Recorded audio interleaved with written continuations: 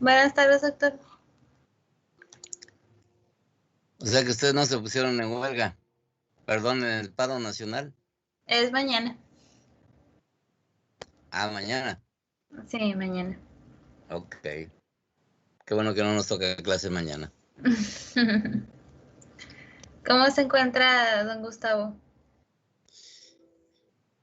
Igual este señor tiene un problema de insuficiencia renal crónico. Está en Ah, hemodiálisis, pero llega a ponerse grave y entonces todo el sistema se moviliza. pues sí. Está bien. Pero bueno, no, lo que pasa es que en ese momento nos requerían porque necesitaban producto y como es muy influyente, ellos quieren que nada más su gente que llevan a donar sean los que se les atienda. Ellos no desean sangre de otra gente. Muy complicado. Me imagino.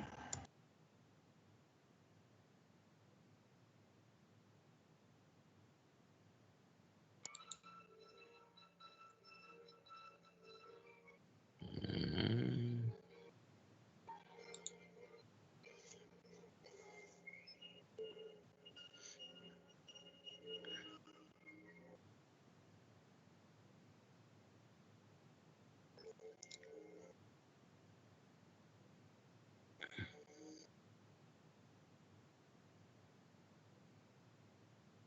Bien, esta sesión se está grabando. Es la sesión número 16 de la materia optativa de laboratorio clínico, medicina de laboratorio. Y estamos en el tópico del examen general de orina, la última parte, que es la evaluación del sedimento urinario. Ya vimos la revisión de los diferentes parámetros que se revisan físico-químicos a través de la teoría reactiva. Y hoy pues vamos a señalar algunos aspectos importantes de lo que es el sedimento urinario.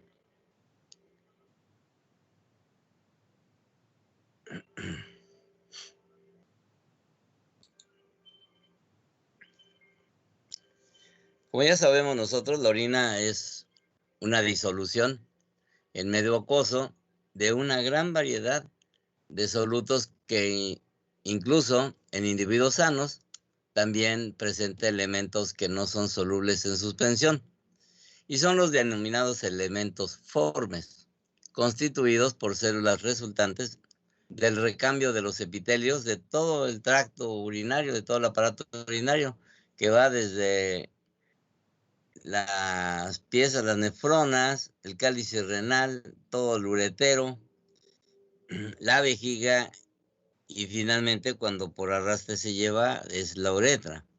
Entonces todo el aparato urinario y células que son de origen hematopoyético como leucocitos y eritrocitos. La cantidad y diversidad de los elementos formes de la orina puede variar dependiendo de una serie de circunstancias. La edad del individuo, el tipo de alimentación que tiene, la actividad física, patologías renales existentes y de vías urinarias por enfermedades sistémicas y metabólicas, así como contaminación de la muestra debido a un método inadecuado de obtención del espécimen o por deterioro durante el transporte o como consecuencia de una defectuosa conservación. Y muchos de estos puntos ya los hemos tocado con anterioridad.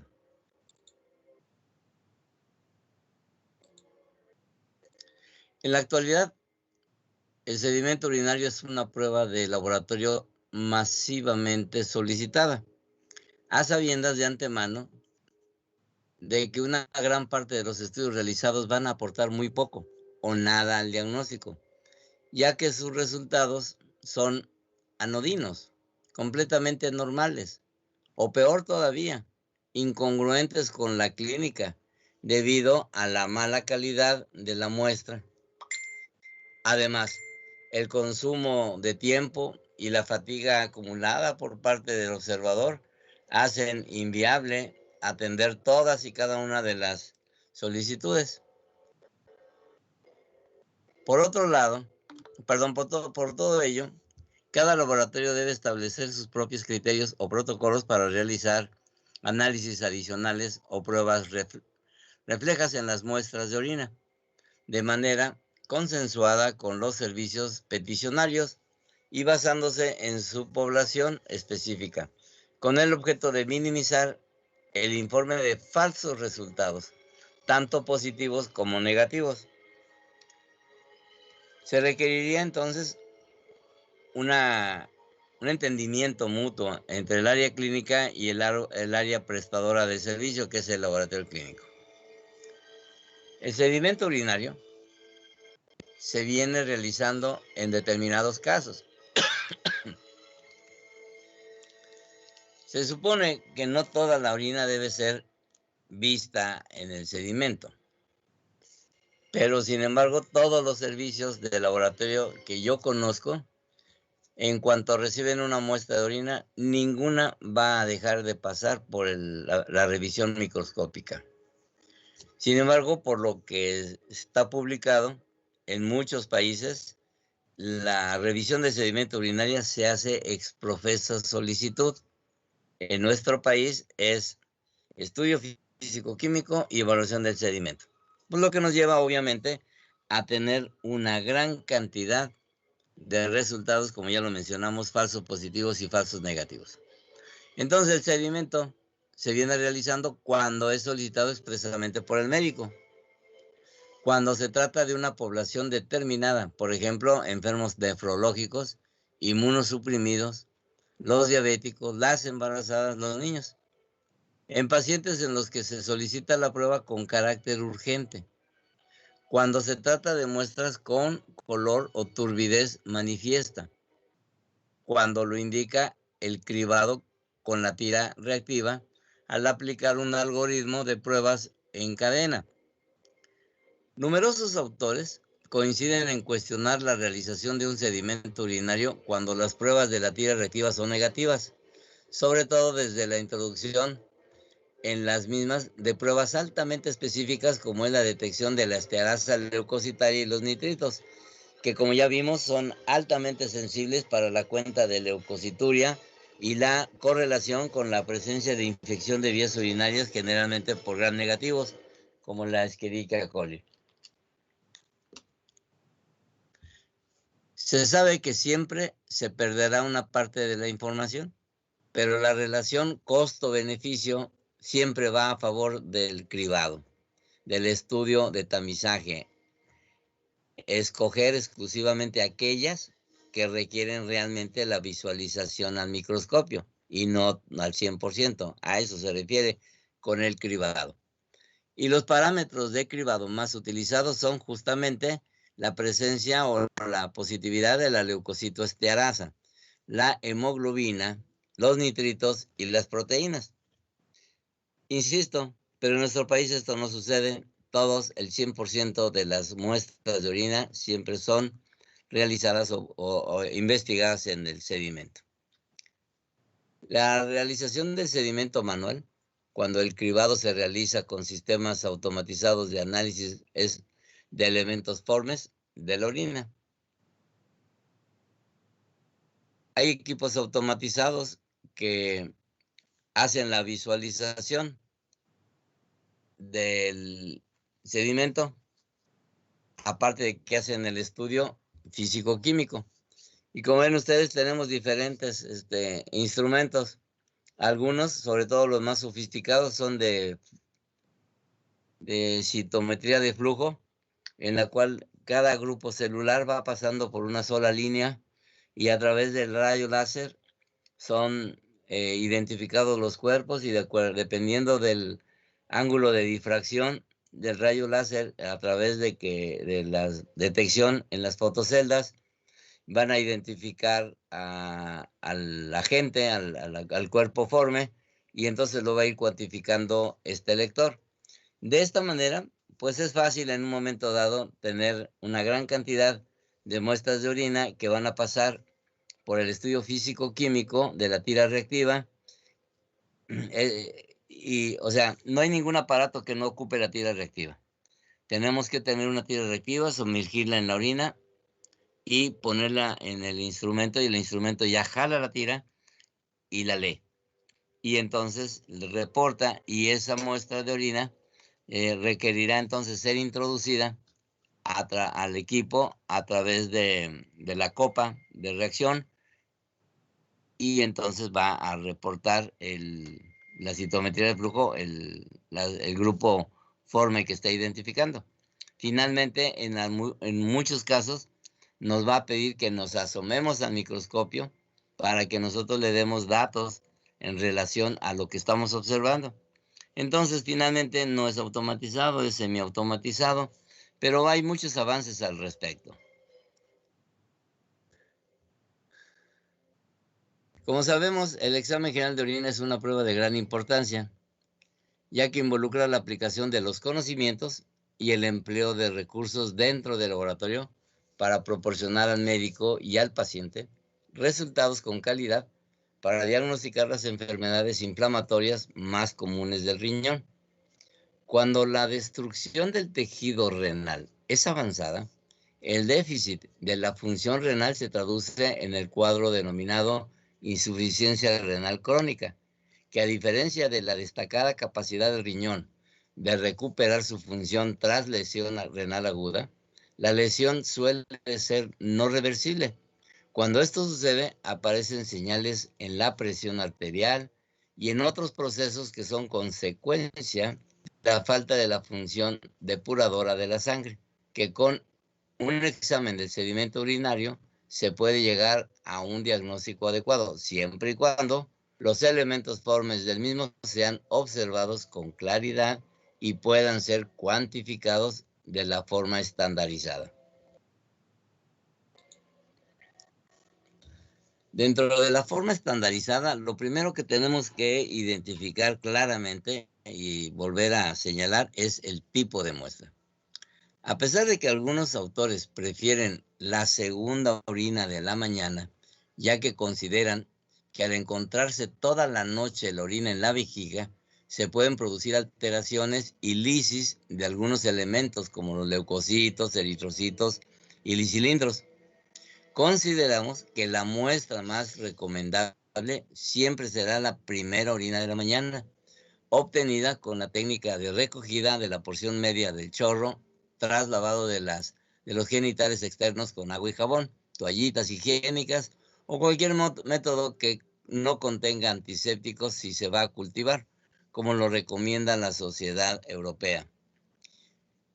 Y ahí está la línea, si quieren ustedes en su momento revisarla, si es de su interés, ya que al haber estado la orina durante varias horas en la vejiga, está más concentrada en los elementos químicos, como los nitritos, y presenta elevados recuentos de bacterias, ofreciendo entonces, por tanto, mayor rendimiento diagnóstico, sobre todo en el diagnóstico de la infección del tracto urinario.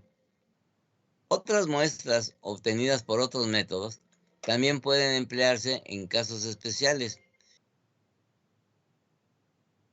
como las posesivas para los niños que no controlan la micción, punción suprapúbica en caso de que haya una obstrucción en la uretra, orina de catéter, de sonda o pacientes con vejiga de sustitución.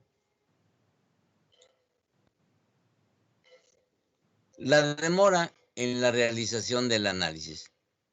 La orina es un líquido biológico complejo y muy inestable, que sufre alteraciones desde el mismo momento en que ésta es emitida, y estas pueden conducir a la aparición de estructuras que no existían antes, precipitación de sales, proliferación bacteriana si la muestra se ha contaminado con alguna bacteria durante la recolección, cambios del potencial de hidrógeno precisamente por esa proliferación bacteriana, aparición de células degeneradas y desaparición de estructuras presentes en la orina nativa, leucocitos, hematíes, cilindros, sobre todo en orinas alcalinas y de baja densidad, y alteraciones en sustancias químicas como la glucosa y la bilirrubina, si es que estaban presentes. Entonces es muy lábil.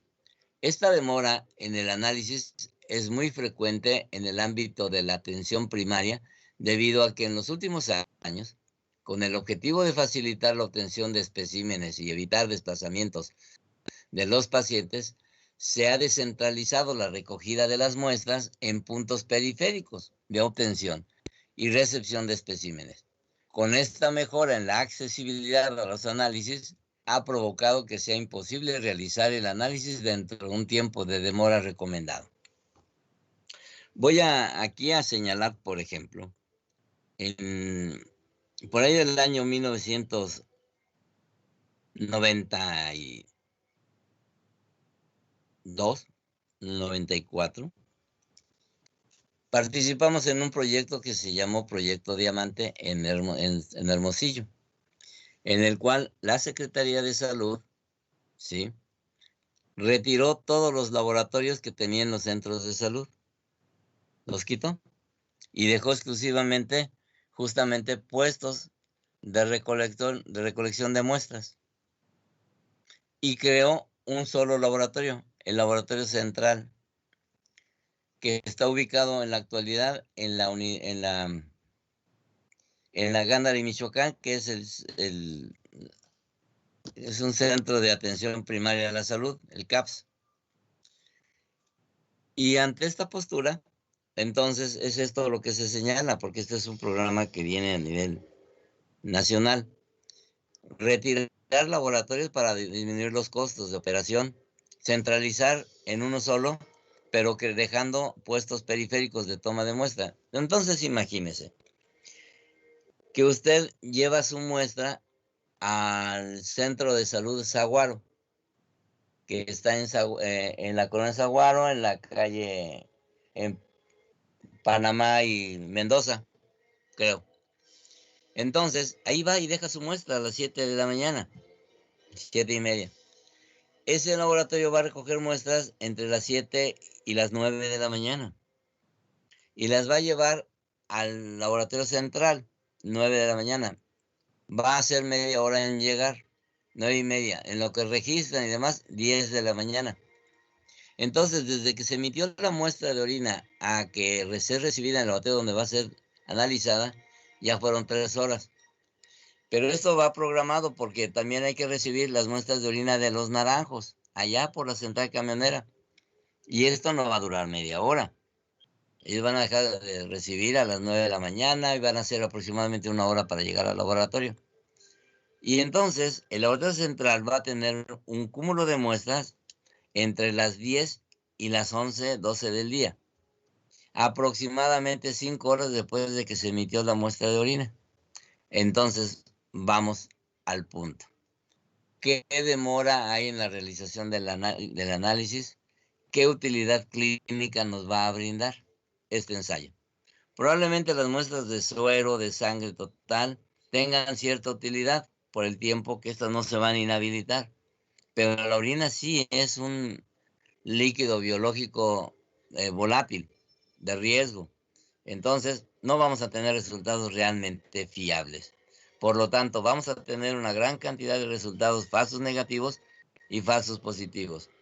Finalmente, el clínico, cuando reciba el resultado, pues va a encontrar con que no es congruente con la sintomatología clínica. Y esto se da justamente por los tiempos en que tarda llegar la muestra donde debe ser analizada.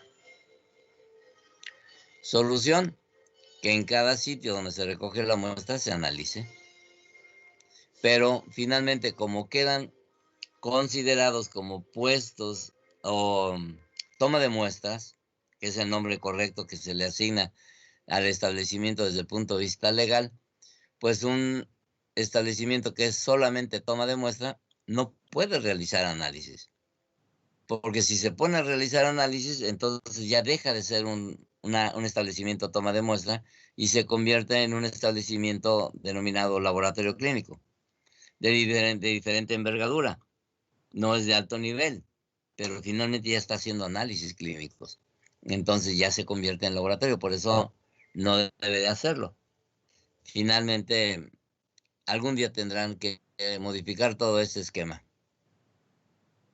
Pero la importancia que se le da al analito y la trascendencia del informe, pues pasa a segundo término. Ahora bien, el volumen de la muestra a analizar. Lo recomendado clásicamente es de 10 a 12 mililitros de muestra, bien homogeneizada y atemperada. En los últimos tiempos se ha ido implantando los tubos de orina con llenado por vacío que consiguen llenarse con un volumen entre 7 y 9 mililitros. El volumen de partida no es tan importante como asegurarse del factor de concentración que obtenemos tras la centrifugación y posterior decantación del sobrenadante. Entonces, así como tomamos con el Vacutainer o los tubos al vacío las muestras de sangre, tapón lila, tapón azul, tapón rojo, tapón amarillo, sí, también tenemos los de tubo para muestra de orina, que se coloca la aguja sobre el sitio donde está la muestra, se introduce el tubo en la aguja y entonces automáticamente absorbe. De tal manera que es estándar el volumen. Los tubos generalmente son cónicos, permiten una adecuada centrifugación. Entonces tenemos volumen constante y tenemos oportunidad de centrifugar para obtener concentraciones post centrifugación adecuada. Y lo que vamos a decantar, y estos tubos facilitan la decantación para nada más dejar el remanente en el cemento centrifugado, homogeneizarlo, y si le vamos a poner color, pues le ponemos el colorante, si no, lo observamos directamente al microscopio. En pacientes pediátricos, oligoanúricos o insuficientes renales, el volumen de la muestra puede ser menor. En tal caso, a la hora de elaborar el informe se hará constar el volumen de orina de partida. Claro, no son muestras minutadas, pero es importante saber de qué volumen es lo que estamos analizando. Cuando son minutadas, ya saben, es el número de horas exactamente de lo que se estuvo recolectando la orina. En el caso de pacientes con insuficiencia renal terminal, donde la diuresis está muy disminuida, se debe tener en cuenta que la orina estará más concentrada y los valores de la normalidad cambiarán de acuerdo a la diuresis. Claro, esto depende también de la cantidad de agua que esté consumiendo el individuo, porque si vamos a incrementar el consumo de agua, pues estamos alterando justamente el volumen que va a ser filtrado por esos riñones. Estos valores de normalidad se establecerán comparándola con una diuresis estándar.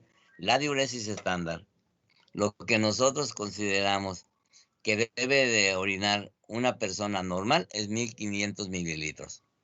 Entonces, ese es el volumen contra el que lo vamos a comparar.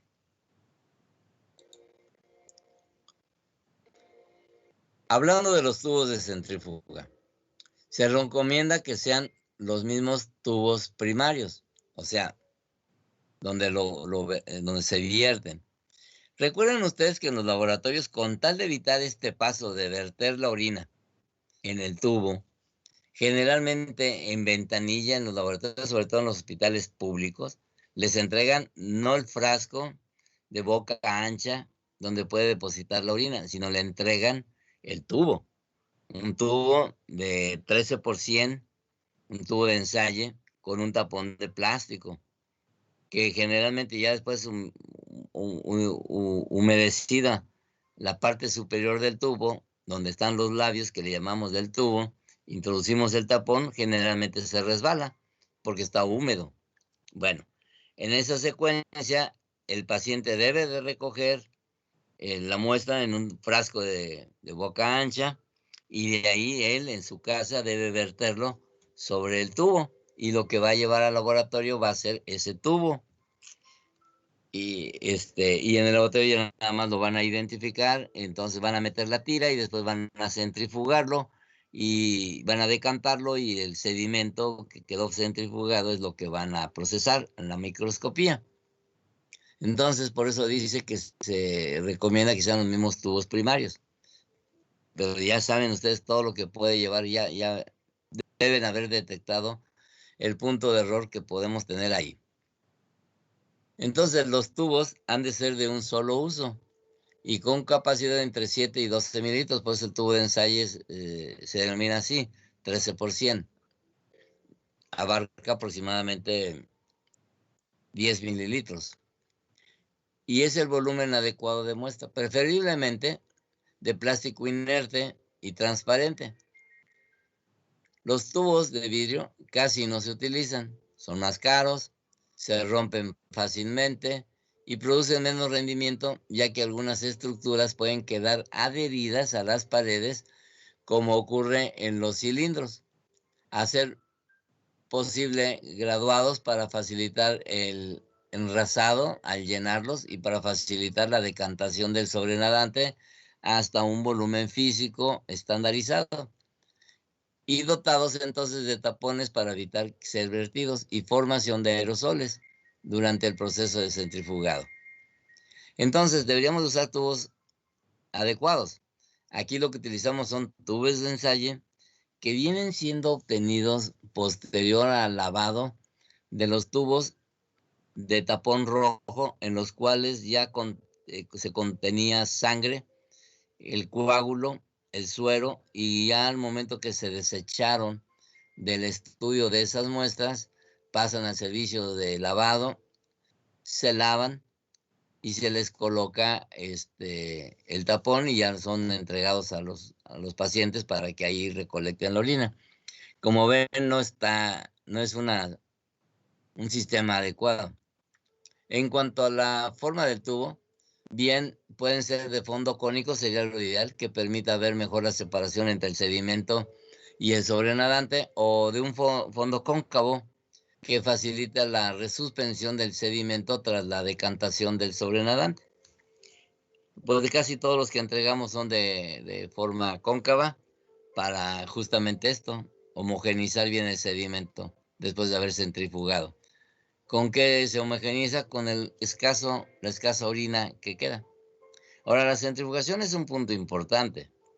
Es recomendable la utilización de centrífugas estancas, o sea que son fijas de mesa, mientras está girando el rotor, no se muevan, tienen que ser fijas. Y algunos autores recomiendan centrífugas refrigeradas para mantener una temperatura constante a 22 grados o 18 grados Celsius. El tiempo de centrifugación no debe superar de 3 a 5 minutos, y se recomienda que la fuerza centrífuga relativa sea de 450 G, o gravedades, pues esa es la traducción de la G, lo que equivale a una velocidad de centrifugado alrededor de 1500 revoluciones por minuto. Cuando nosotros no queremos señalar, porque podemos equivocarnos, cuando hablamos de centrifugación, y si no estamos hablando del mismo idioma en un momento dado, pudiéramos decir ahí, cuando leemos 450 gramos, para hablar de gramos, la G debe estar separada del número. Entonces, si es gramos. Generalmente todo el mundo pone para gramos GR. Eso es un error al hablar del símbolo. El símbolo de gramos es G. Ahora, para hablar de gravedades, en caso de centrifugación, la G debe de ir pegada al número. En este caso estamos hablando de 450 gravedades, que es un equivalente a 1500 revoluciones. Y hay una fórmula en la que nos permite sacarlo. La fuerza centrífuga relativa es igual a la constante de 1.118 menos 10 a la menos 5 multiplicado por el rotor multiplicado por n al cuadrado, donde R es igual a radio en centímetros. Entonces podemos tener centrífugas de diferentes tamaños, grandes, pequeñas, medianas y demás. Bueno, desde el punto central donde está el rotor hacia donde está el extremo del tubo, medimos en centímetros. Ese es el radio en centímetros. N es igual a revoluciones por minuto. Entonces, las centrífugas modernas permiten seleccionar tanto revoluciones por minuto como fuerza centrífuga relativa. Pero si en el laboratorio no tenemos este tipo de centrífugas, la podemos calcular, y esta es la fórmula. ¿Qué importancia tiene para usted? Absolutamente ninguna. Es una obligación del laboratorio conocer cuánto tiene el radio de su centrífuga y considerar las 450 G. Pero es un factor que va a alterar la formación del sedimento. Y usted debe de saber, eso sí, que depende de la centrifugación la calidad de la muestra. Si no tenemos control y utilizamos más velocidad o menor tiempo de centrifugado, conduce a la pérdida y deterioro de los elementos formes. Entonces, finalmente, esto puede alterar el resultado. Hay un factor de concentración del sedimento.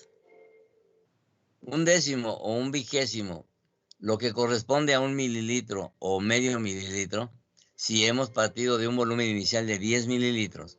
Ese es el factor de concentración del sedimento. Existen en el mercado dispositivos comerciales que permiten, con una simple manipulación, dejar un volumen fijo de sedimento, como en el sedimento de Koba. Cada laboratorio debe establecer su factor de concentración y tenerlo en cuenta en los cálculos. ¿Por qué debe saber esto? Para que comprenda la importancia que tiene la manipulación de la muestra. En el laboratorio vamos a hacer hasta lo imposible por tener un resultado de calidad, manejando una muestra de calidad con parámetros que están estandarizados. Pero todo el problema viene desde el tipo de muestra, duración del tiempo de entrega, ¿verdad? Y cómo la vamos a manipular ya en el ensayo y el tiempo que vamos a durar. De ahí en fuera todo lo demás está estandarizado. Hacemos grandes esfuerzos, pero dése cuenta que finalmente se pierde todo ese trabajo por una mala calidad de la muestra y una duración del análisis que no es el adecuado. Cuando vamos a decantar la orina del tubo, el decantado por inversión del tubo puede conducir a pérdidas de parte del sedimento. Pues claro, lo perdemos, por lo que se recomienda extraer el sobrenadante por vacío o aspirado con pipetas de un solo uso, o unos dispositivos como el mencionado sistema Koba, que gracias a las pipetas terminales en la burbuja permiten un decantado por inversión asegurado, que no se van a producir pérdidas de pellet o pérdidas de la muestra, pues. ¿Cómo vamos a resuspender el sedimento después de haber centrifugado y decantado? Pues siempre suavemente, evitando agitaciones fuertes. Lo que nosotros vemos en el exterior, un simple movimiento del tubo, piénselo en el interior. Es un gran movimiento. Es como cuando tomamos una muestra. Introducimos el bisel en la vena y un pequeño movimiento por fuera, imagínense todo el gran movimiento que hace hacia adentro el bisel de la aguja. Por eso debe de mantenerse fija la aguja. Pues es lo mismo. Afuera, un movimiento leve del tubo será un movimiento suave en el interior del tubo. Pero un movimiento fuerte, pues es una catástrofe en el interior del tubo. Entonces siempre debemos hacerlo a baja velocidad. Ahora, ¿qué vamos a hacer con ese sedimento? Fíjense, a partir de que en una publicación Steinheimer y Malvin sobre el uso de un nuevo colorante para el sedimento urinario y la observación de células titilantes o Gilter cells en la orina de pacientes con pielonefritis, han aparecido diferentes publicaciones, algunas de ellas contradictorias sobre el valor de dichas células en el diagnóstico de la pielonefritis, pero el punto clave es por qué en los laboratorios no utilizamos el colorante de Steinheimer-Malvin. ¿Por qué? Porque no nos lo van a surtir, no lo pedimos, se nos hace desconocido. Si usted acude a un laboratorio y le pregunta a los químicos con qué tiñen el sedimento urinario, le van a ver con una cara de interrogación tremenda, porque este conocimiento no ha trascendido en las aulas para que los químicos lo conozcan, y mucho menos ha sido aplicado en los laboratorios, como que es un paso extra, un gasto extra, porque en el sedimento le ponen 2 gotas del colorante Steinheimer-Malvin, le esperan 2 minutos, ¿verdad? Se resuspenden, lo ponen la gota en el portaobjetos, lo cubren con el cubreobjetos y es un gran panorama que se observa con el colorante. Pero los químicos están acostumbrados a ver el sedimento solamente por refringencia, sin colorante y nada más de acuerdo a cómo se presentan los cuerpos y refringen los cuerpos la luz directa. Bueno, los leucocitos urinarios, al igual que los leucocitos de orina, perdón, de otros fluidos, están sujetos a cambios tanto en su tamaño como en su apariencia y por alteraciones de la solución que les sirve como medio de suspensión. Y sí, se ven bastante bien con los colorantes. En la orina de los pacientes con pielonefritis se ha logrado observar diferencias tintoriales de los leucocitos cuando se trata con el colorante de Steinheimer, y se notan algunos que se colorean de un azul pálido, en contraste con otros que lo hacen intensamente. Los primeros presentan cambios en su morfología y tamaño, vacuolización, proyecciones de fragmentos del citoplasma y gránulos con movimiento browniano. Actúan como indicadores biológicos de pielonefritis. De hecho, uno de los principales propósitos de la evaluación del sedimento urinario es la búsqueda de infección de vías urinarias, y la más seria viene siendo la pielonefritis. Entonces, si este colorante va a permitirnos establecer diagnóstico de pielonefritis, pues habría que usarlo. La cuestión es que no lo usamos, pero ¿qué tal si usted como médico, cuando pida la solicitud de examen general de orina con estudio de sedimento coloreado con el colorante Steinheimer-Malvin, el laboratorio está obligado a instalar el método y a reportárselo? ¿Por qué? Porque usted como médico le está pidiendo ese estudio. Entonces usted es el que puede orientar. Entonces tenemos ya aquí un compromiso como médicos de que para que el laboratorio instale ese método, usted lo debe de solicitar. De hecho, gran cantidad de los métodos que no se realizan es porque el médico no lo solicita o no da la instrucción adecuada. Recuerden ustedes que cuando vimos hematología, que hablábamos del estudio de sangre periférica, finalmente con el advenimiento de los instrumentos de citómetros, pues ya el citómetro hace la lectura total, pero no lo observamos al microscopio. En cambio, puede ser diferente si usted dice, aparte de la citometría, usted quiero el estudio de la sangre periférica. Entonces el laboratorio está obligado a hacer la tinción y ver esas células en el prótesis de sangre. Pues aquí es lo mismo. Usted pide el sedimento contrastado con el colorante de evaluación, que es el Steinheimer-Malvin.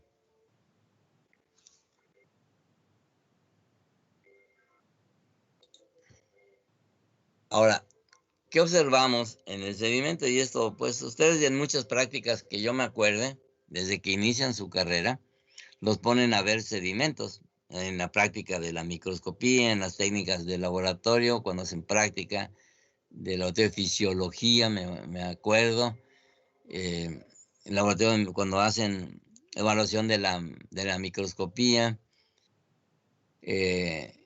la tinción, la iluminación de Keller, no sé, en fisiología se hace mucho estudio y bueno, les piden orina y ustedes lo ven las muestras de orina. Pues que esto es lo que tenemos que buscar nosotros en el laboratorio, en la microscopía de luz. Primero, las células epiteliales, que pueden ser redondas, o células del epitelio prostático, ¿verdad?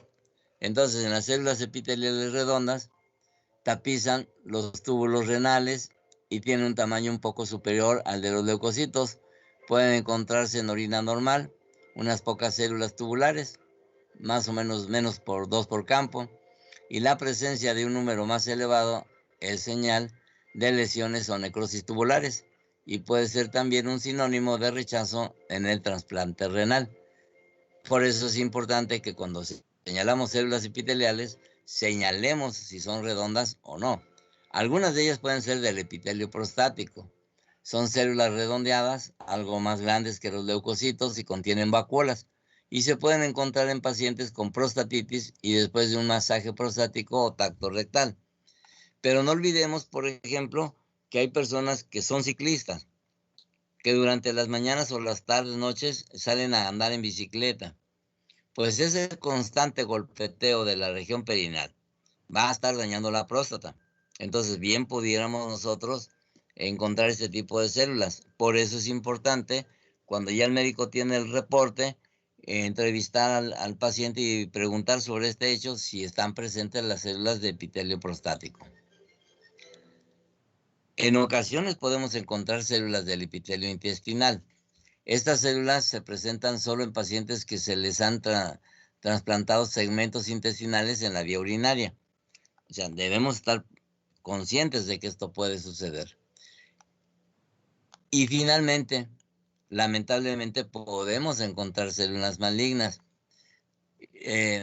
Estas nunca pasan de inadvertidas. Presentan un gran pleomorfismo, un aumento de la relación núcleo-citoplasma, y al teñirse, si nosotros lo pedimos o el laboratorio lo hace como intención inicial, le hacen un estudio de Papa Nicolau, se observan más evidentes y se observan así cúmulos de células gigantes con disociación del núcleo citoplasma, presencia de núcleos, y es cuando nosotros podemos decir, aquí hay un tumor. Es una célula maligna, puede ser aquí, y requiere obviamente la biopsia, el estudio del aparato urogenital. ¿Por qué? Porque estamos detectando la pérdida de estas células en la orina. Vean entonces como si es importante el sedimento urinario en un momento dado. Los glóbulos rojos que pueden estar en la orina, claro, la tira reactiva nos puede decir dos cosas: hay hemoglobinuria o hay sangre. Si la tira reactiva nos dice que hay sangre, entonces cuando nosotros vemos el sedimento debemos de buscar los hematíes.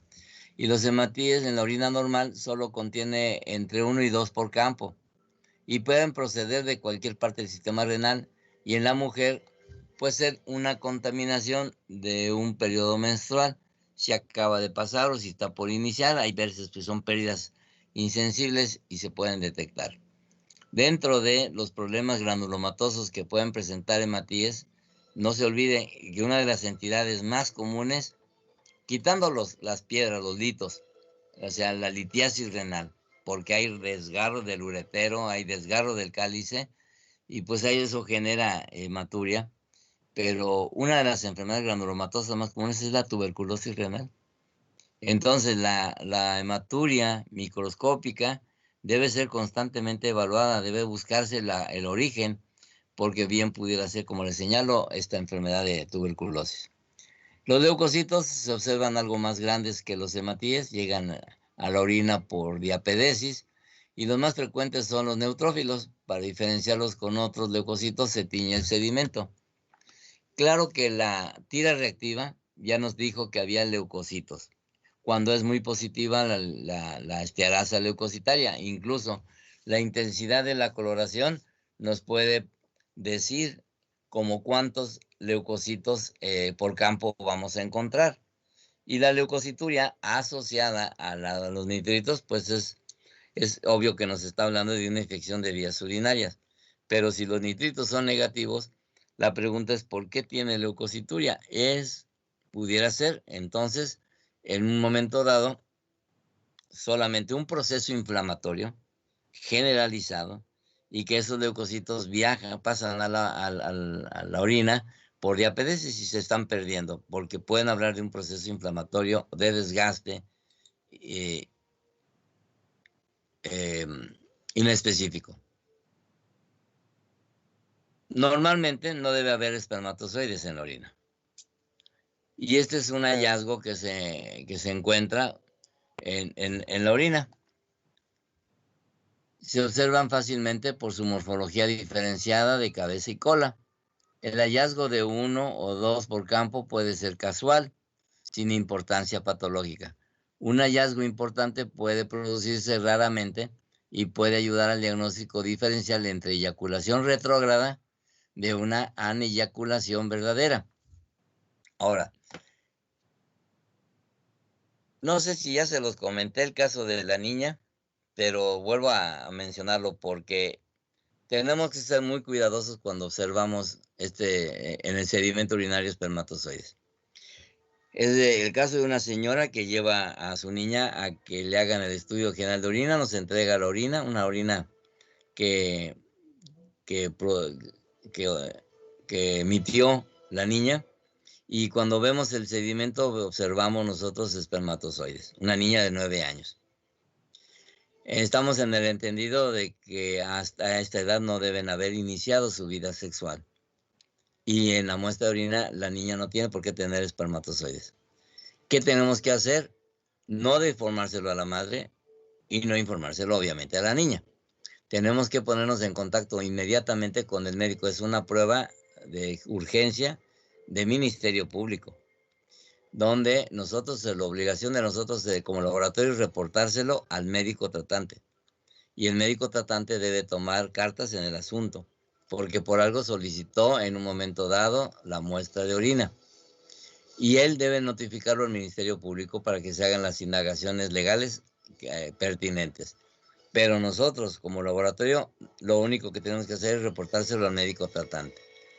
Y lo hicimos por vía telefónica y el médico tenía que haberlo hecho ante una acusación al Ministerio Público. ¿Qué pasó con el caso? Nosotros no sabemos, porque ya no es menester de nosotros como laboratorio. Pero de acuerdo a la legislación, ese es el proceder. Ahora que si a usted del laboratorio le llaman por teléfono y le dan un reporte de este tipo, recuerde que entonces el poseedor de la información es usted como médico tratante. Y entonces usted tiene que canalizarla inmediatamente al Ministerio Público para que se hagan las indagaciones. Si usted se queda con la información, usted es partícipe de la comisión del delito y entonces puede tener problemas de orden legal. En el caso de las bacterias, bueno, esto es lo que busca mucho el médico, que le reporten la bacteriuria. Y las bacterias en forma de bacilos se reconocen con más facilidad que los cocos, porque además los cocos se pueden confundir con hongos. Y las muestras generalmente que son tomadas en recipientes sucios, pues ya vienen con hongos. Entonces esto viene siendo a lo mejor una combinación pero vamos a suponer que la muestra fue adecuadamente tomada en un recipiente adecuado. Los bacilos se observan perfectamente bien que los cocos. La presencia de gran cantidad de bacterias en la orina, junto con un elevado número de leucocitos, es indicador de infección de vías urinarias. Y máxime si la tira reactiva nos está diciendo leucocituria, esterasa leucocitaria positiva y nitritos positivos. Pues esto habla es la fuerza, es el poder de la prueba, pero dense cuenta que el fundamento es la tira, y lo único que corrobora es la visualización en el sedimento. Como ya mencioné, pueden existir levaduras, pero hay orinas en las cuales se pueden encontrar levaduras. Las levaduras son hongos y pueden observarse al microscopio como elementos aislados en forma ovoide, o pseudohifas, o pseudomicelios. Las observadas con más frecuencia son del género Candida albicans y Turulopsis, que clínicamente tienen significancia si el paciente tiene estado de inmunodepresión. Los protozoarios normalmente se tratan generalmente de tricomonas vaginales. La piuria que acompaña a una tricomoniasis puede hacer pensar en una infección bacteriana. La contaminación de otros parásitos es resultado de una contaminación fecal. Y generalmente hay algunas bacterias que le van a dar, que combinadas con los parásitos como la tricomona, van a dar un aroma peculiar a la orina. Entonces, de ahí la importancia del aroma de la orina para poder formalizar el diagnóstico de parasitosis. Ahora, en el tracto urinario, a través del glomérulo y demás, se van a formar, por el acúmulo de elementos, se van a formar cilindros. Y los cilindros son el resultado de la coagulación de proteínas que engloban el material presente donde se forman. Y también presentan material que se adhiere a su superficie durante el paso por la vía urinaria. Y así se observan los diferentes cilindros y pueden ser granulosos, cilindros hialinos, como están aquí. El cilindro y hialino son translúcidos, por eso se llaman hialinos, y pueden encontrarse en orinas normales, 1 a 2 por campo. En cambio, los cilindros granulosos predomina la estructura granular originada a partir de los restos celulares o de fosfatos. Todo lo que se va acumulando en ese cilindro, pues es lo que le va a dar la forma. Y pueden observarse grandes cilindros o múltiples cilindros. Los cilindros celulares hemáticos aparecen en sedimentos con hematuria y son un signo de lesión a nivel glomerular. Si tenemos hematuria pero no tenemos cilindruria hemática, pues entonces decimos que el sangrado es de otra vía, más baja. Pero si ya tenemos cilindros hemáticos, entonces decimos que el daño es glomerular. Y los cilindros celulares leucocitarios son de fácil reconocimiento porque los leucocitos presentes en la matriz se conservan estables durante el trayecto por los túbulos. Y así es como los observamos. A veces, como son generalmente polimorfonucleares, en el interior vamos a ver los lóbulos de las células. Los cilindros celulares epiteliales, la matriz del cilindro engloba células epiteliales que se han desprendido en la luz tubular y se asocian a nefropatías debidas a tóxicos industriales, medicamentos o virus. Y los cilindros celulares bacterianos se parecen a los granulosos, generalmente se acompañan de piuria y con mucha probabilidad son indicadores de pielonefritis. Los cilindros grasos son cilindros granulosos o celulares con pequeñas inclusiones lipídicas, como gotitas de grasa, muy refringentes y de tonalidad amarillenta. Indican una nefropatía que aún no se ha manifestado. Y los cilindros serios, que son de los más comunes que observamos, son refringentes, rígidos, de apariencia dura, superficie rugosa y brillante, así justamente como la cera, de extremos angulados y generalmente de gran tamaño. Su presencia es indicadora de una alteración renal grave.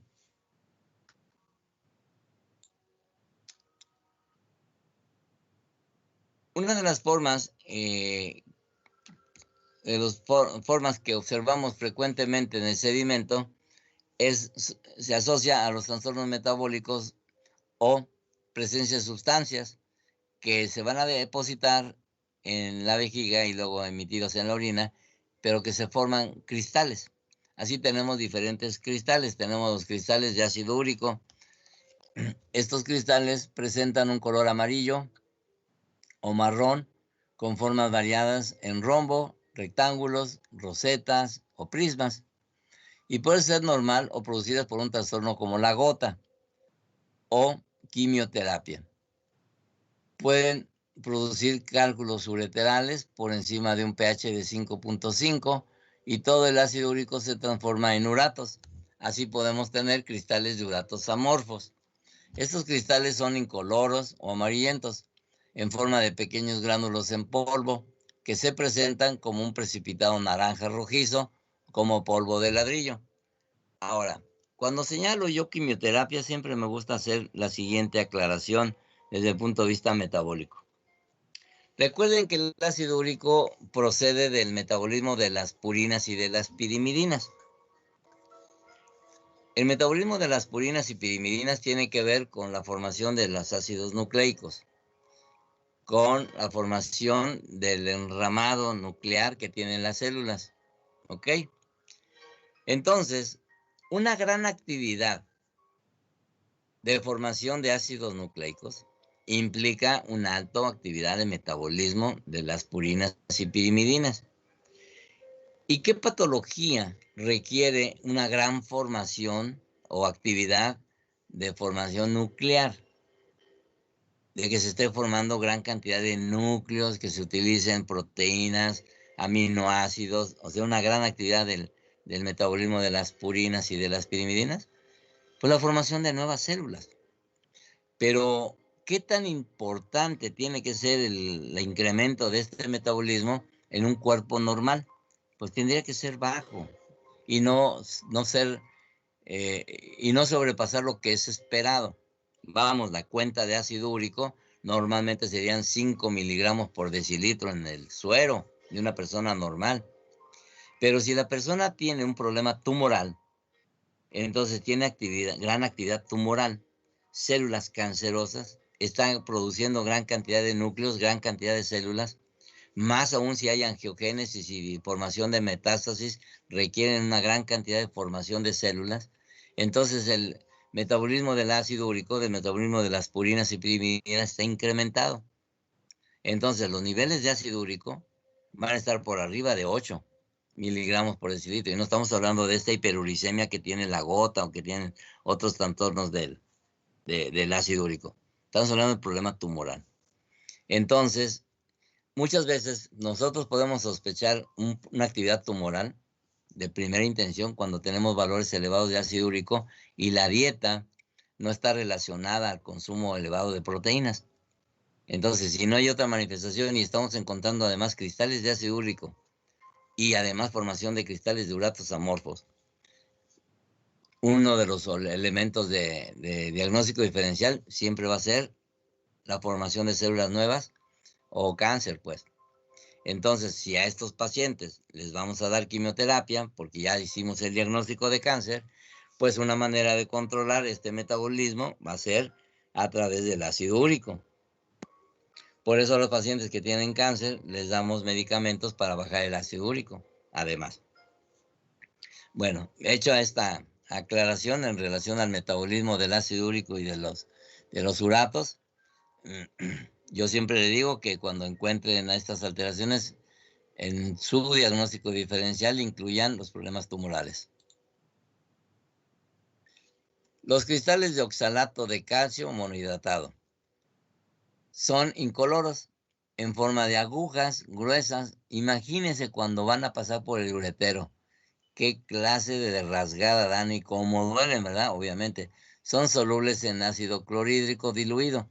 Aparecen en orina tras la ingesta de algunos alimentos como los espárragos, el repollo, y su presencia se asocia con hiperoxaluria y un riesgo litogénico, o sea, en formación de piedras.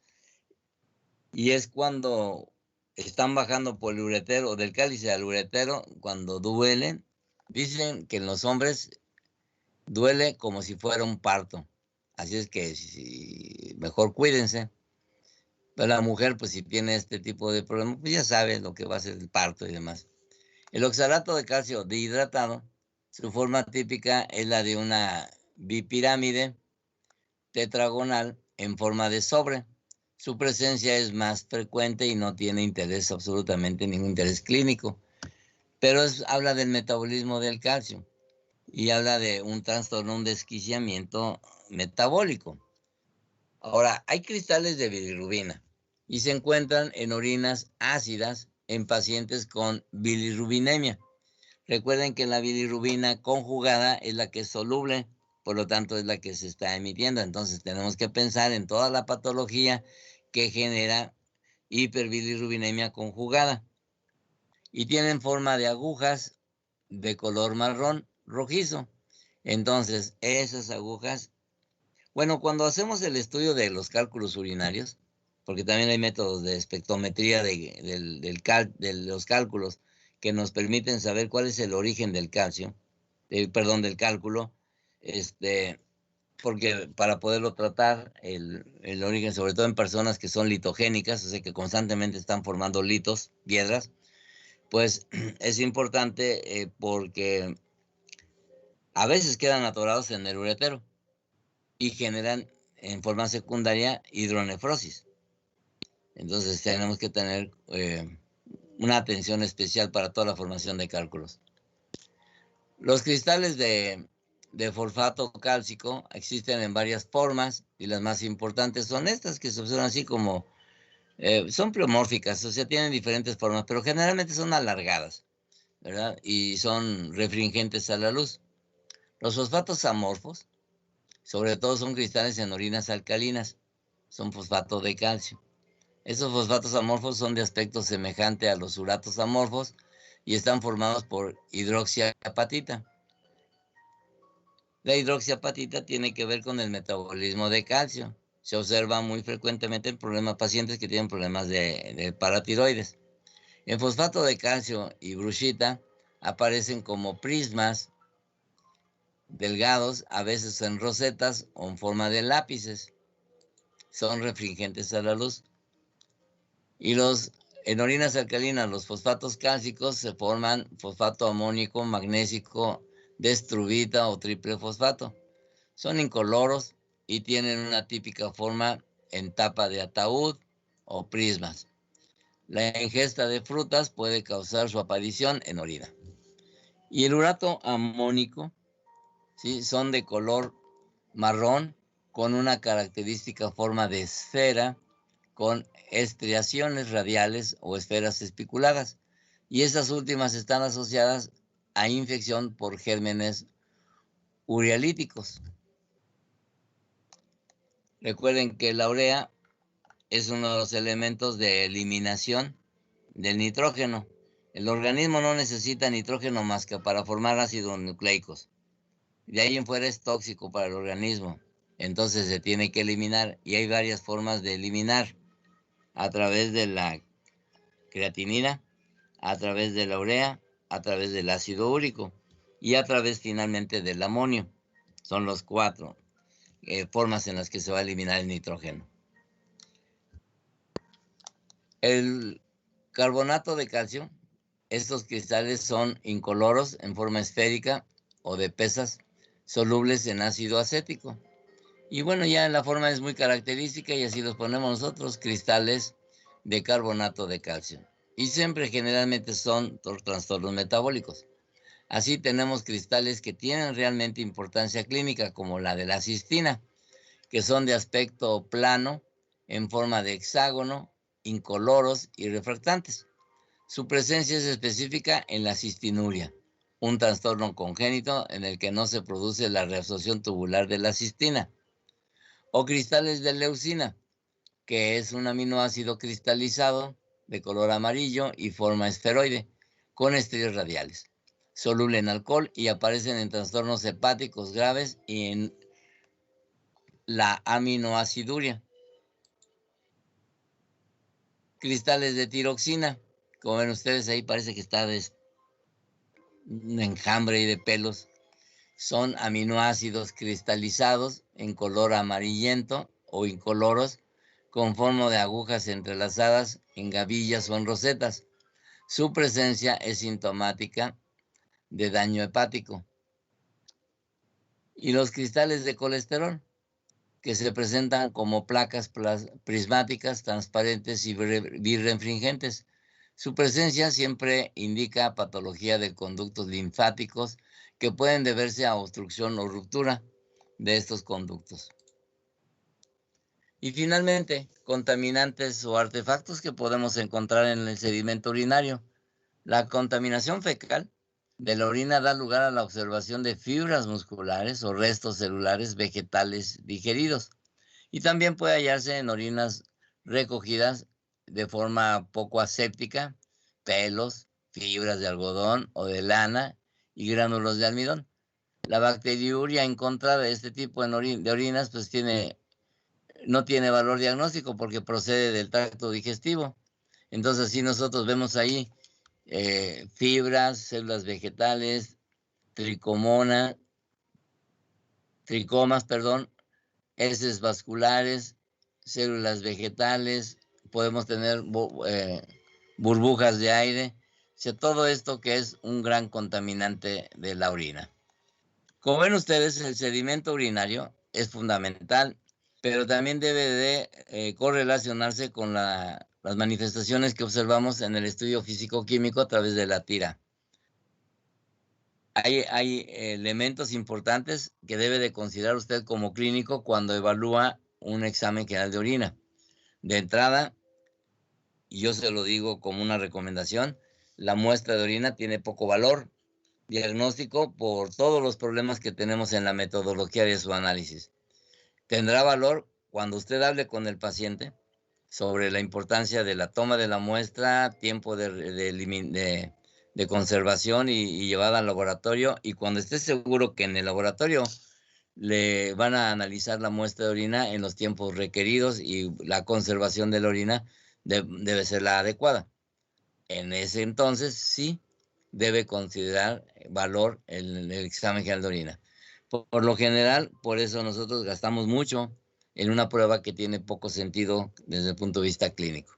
Ya lo demás que encontremos, pues van a ser hallazgos que pueden ser trascendentes, sí, pero insisto, solamente serán así, hallazgos. No sé si tengan ustedes algún comentario sobre todo lo que vimos del examen general de orina y desde el estudio físico-químico hasta el sedimento. En este momento nosotros terminamos ya la sesión y si no hay comentarios, pues yo les agradezco su presencia y nos vemos el próximo miércoles, después de que hagan pado el día de mañana. Todo claro, doctor. Muy bien, doctor. Muchas Les gracias. agradezco, nos estamos viendo entonces. A usted, doctor.